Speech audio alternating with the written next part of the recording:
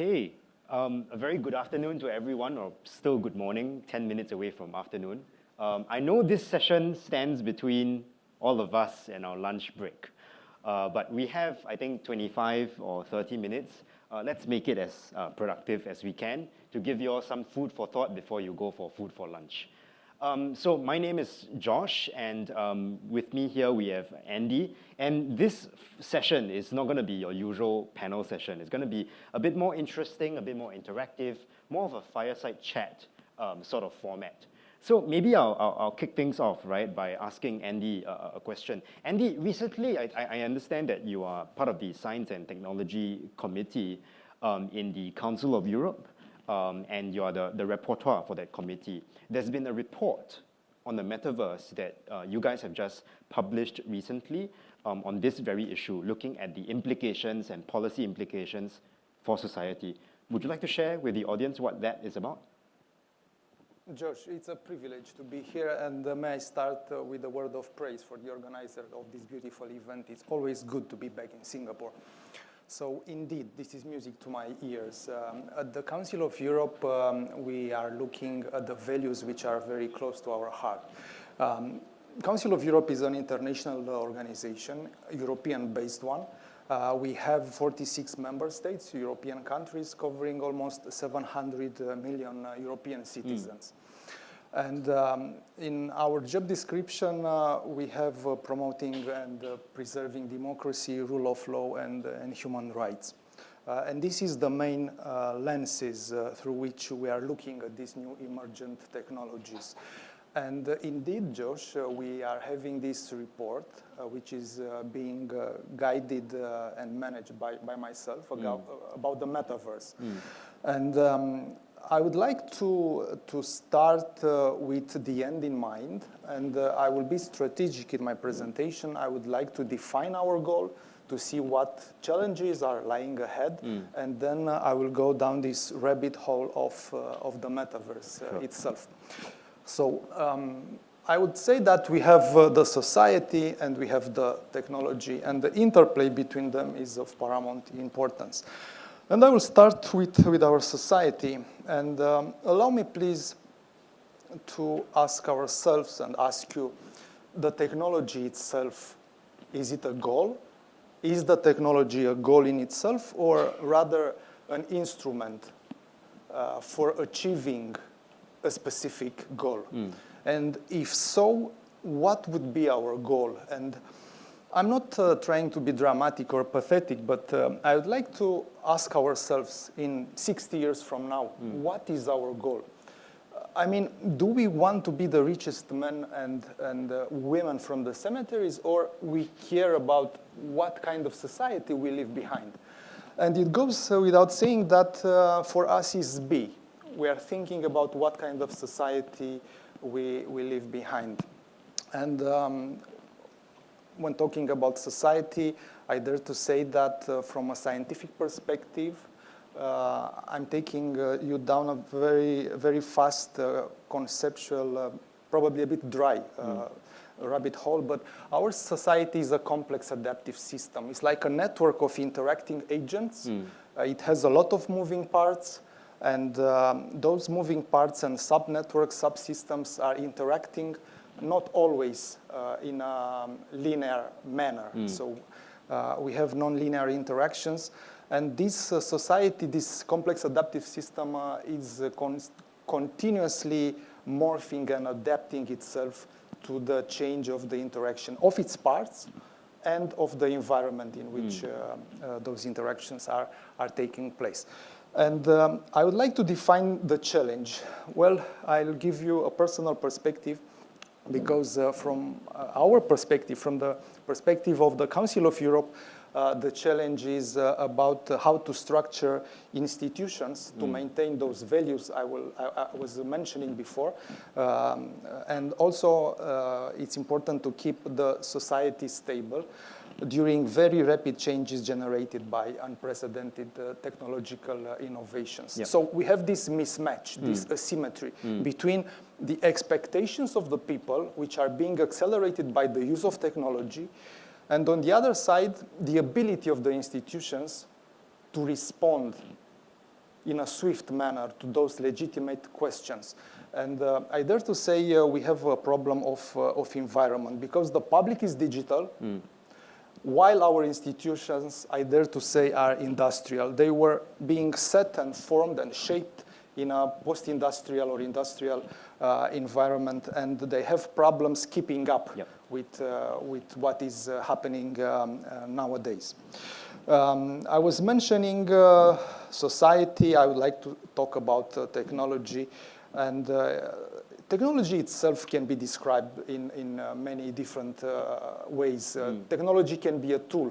Technology can be a layer between the human biology and the natural world. But increasingly, technology, when talking about IT&C and what happened in the last 30 years, is a medium of interaction.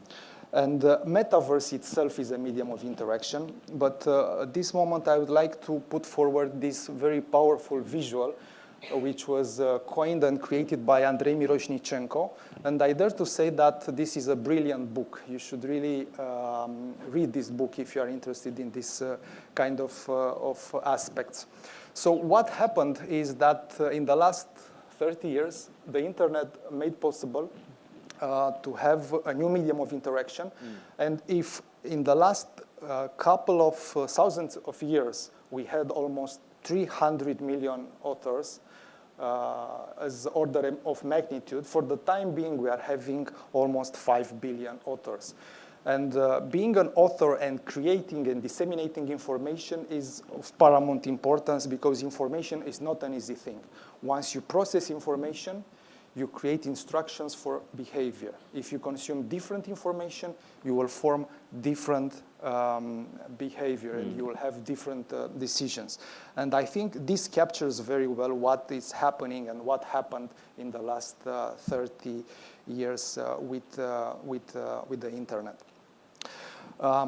This is a definition, a very personal definition of the metaverse. It's not technical, but I dare to say that metaverse is a huge thing and it will create a big ripple effect in our society because it has this massive potential to upgrade and enhance the information flows and flux within our society.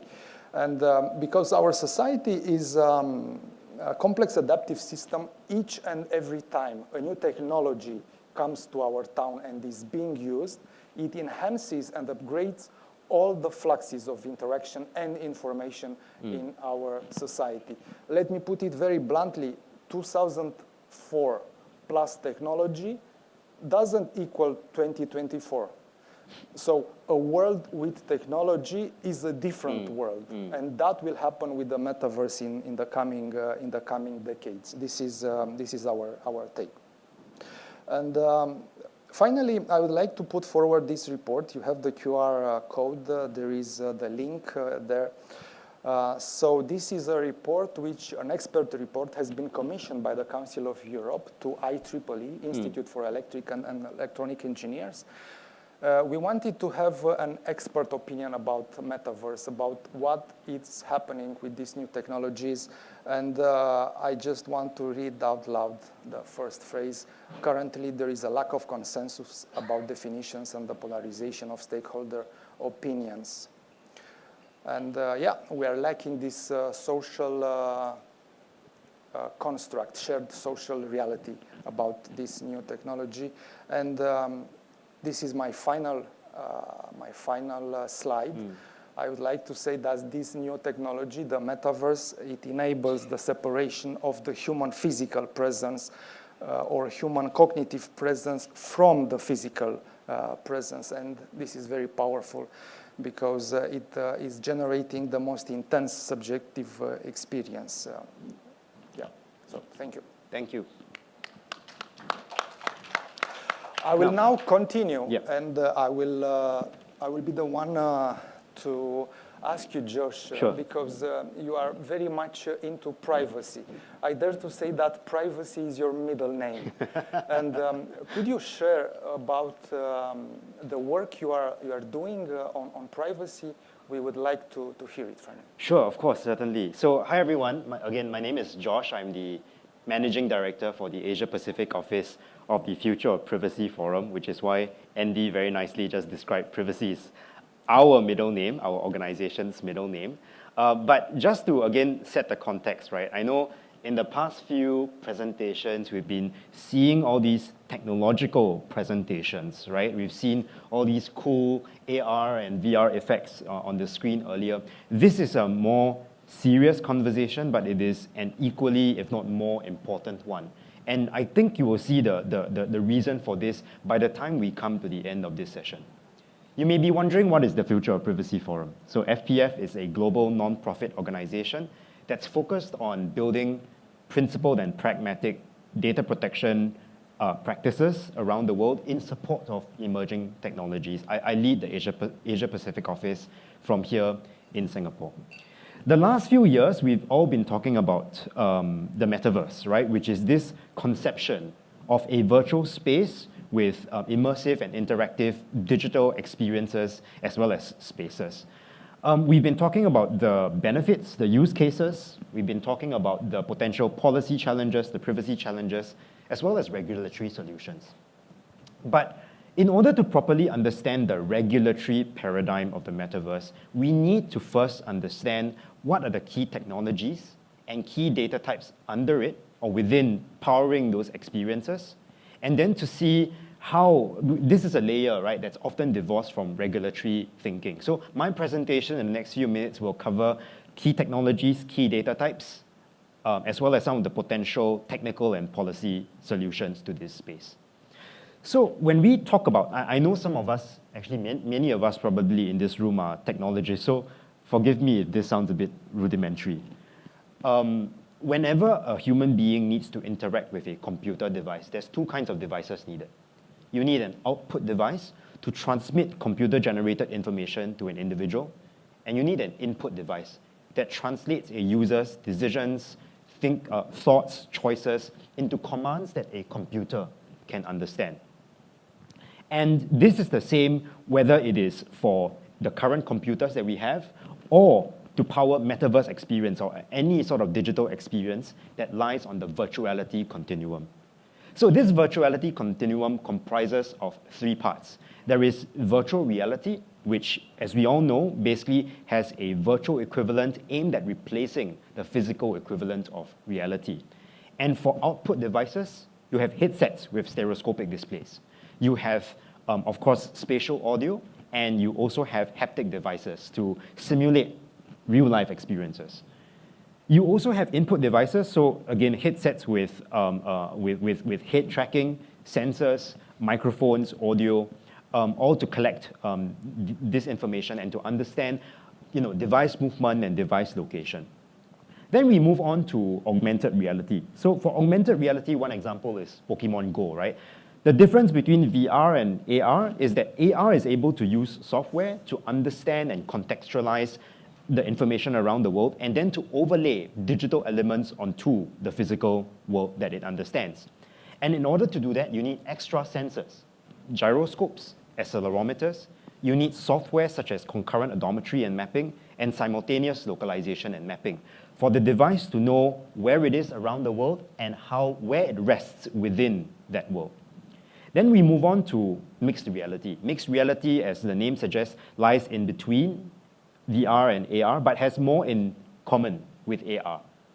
The difference between MR and AR is that it offers, beyond just contextual information, a more immersive and interactive experience. And in order to do that, you would also need device tracking, spatial mapping, you will need scene understanding, and object recognition as well.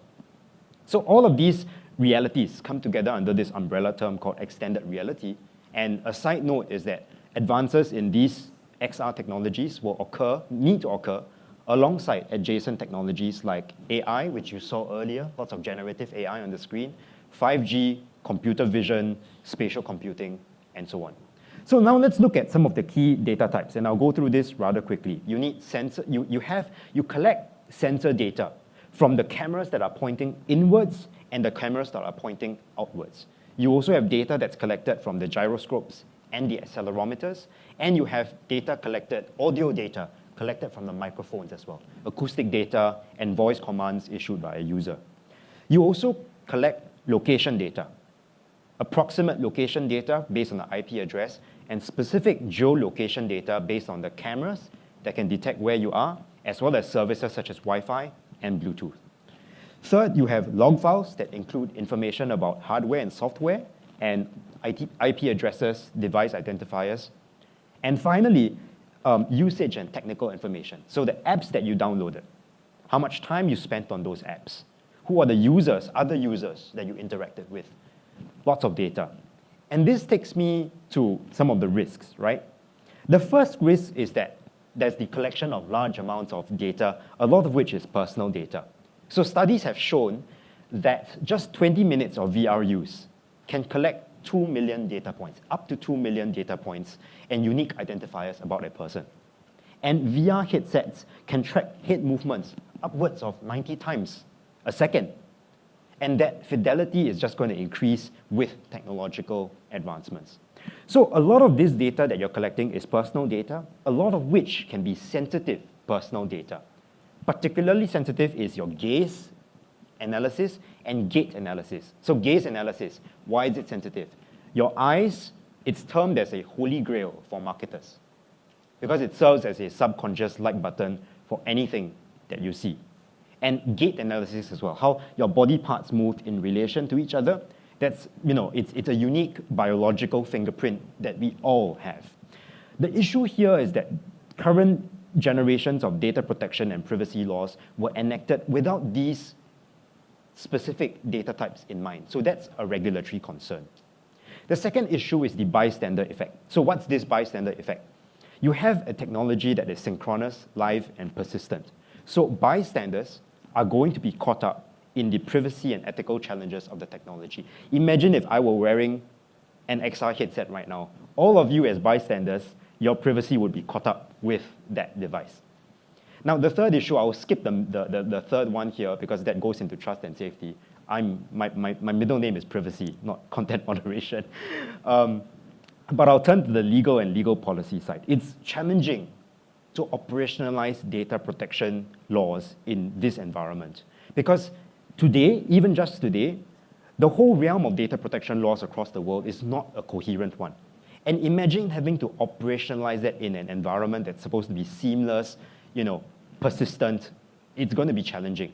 But another challenge exists, which is the challenge of choosing which laws to apply. Imagine I'm here again, sitting in my living room, having an XR device on in Singapore. I'm experiencing a virtual experience in Romania, which I hear is a beautiful place. Indeed. And then I face, let's say, a privacy challenge or an online harm. The question is, which jurisdiction's law should I apply? Should I apply Singapore's law? Should I apply Romanian law? Or should I apply the law of the device that was created or of the application where the application developer resided in? It's not sure. Sure, we have conflicts of laws principles that can deal with these issues on a case-by-case basis. But how do you operationalize that in a seamless virtual environment with many users facing such challenges? That's something we need to think about. Now, I'll come on to my final slide. That's not to say that it's a gloom and doom world, there's no solutions at all. There are some potential solutions that companies can adopt. Companies do have some agency.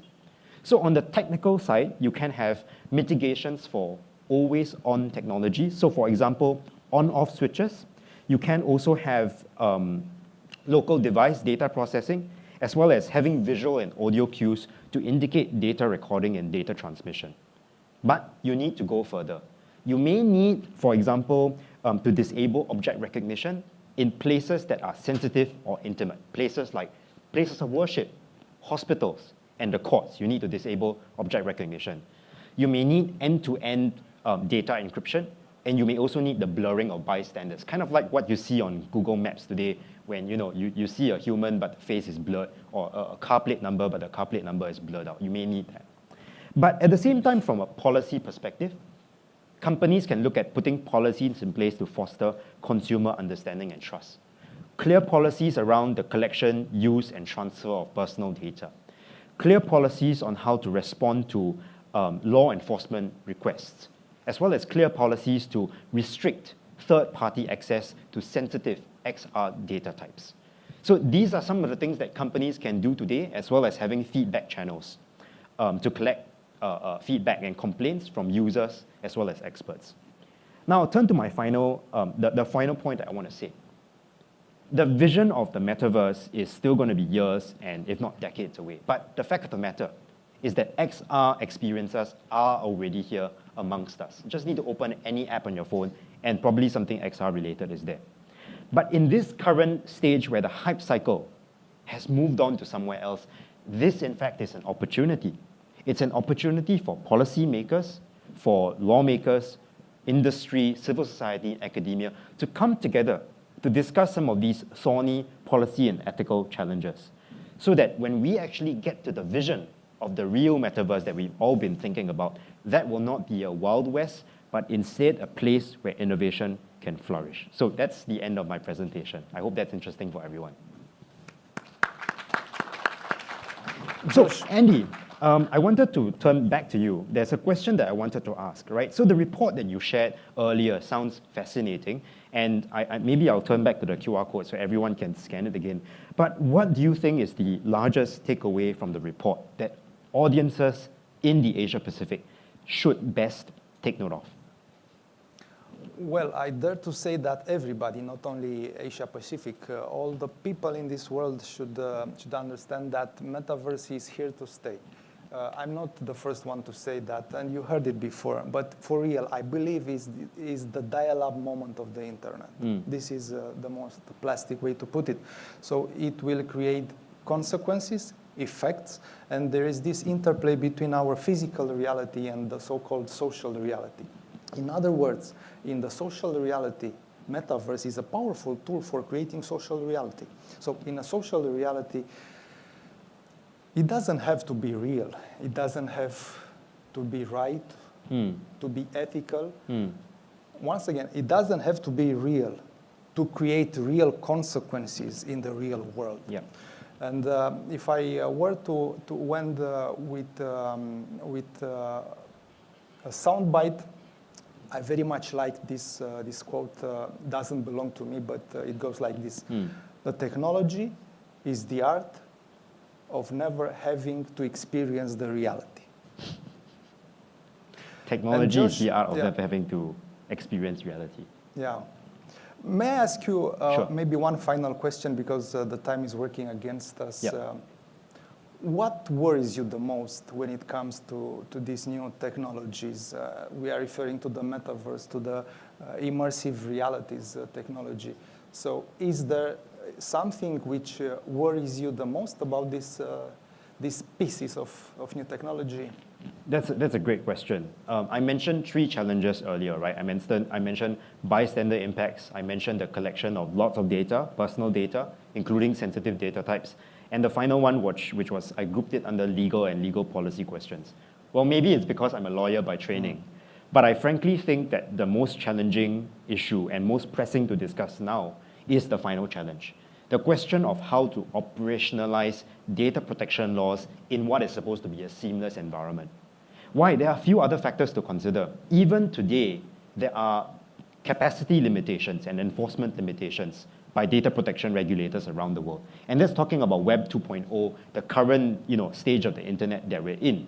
But in a world where that's taken up another notch, a further exponential increase in terms of these interactions and potential privacy harms, I don't know whether regulators around the world, I'm not just saying any one particular regulator, I'm saying all regulators around the world, whether they have the enforcement capacity, they have the willingness to cooperate and collaborate together to share information to address some of these privacy and data protection challenges. I think that's a huge question mark to ask. It would be great if they have an answer, but I'm not sure they have the answer right now. So that would be my answer to you. I think being able to work out how to operationalize that while keeping this experience of a seamless virtual environment, I think is going to be a huge challenge that we need to start discussing now. So it seems like it will be a long and rather tedious process of trial and error, like the evolution itself. Yes, absolutely. And I think it's going to take bodies such as the parliamentary committee within the Council of Europe that you sit on, the committees that you have, interacting with other stakeholders, whether it is from industry, from technologists around the room, experts, civil society, academia, to foster that kind of conversations that we need. So I think on that note, happy to have those further conversations, starting with lunch, which thankfully is not virtual, but real. So thank you very much for your time. It was a privilege. It was a pleasure. Thank you very much.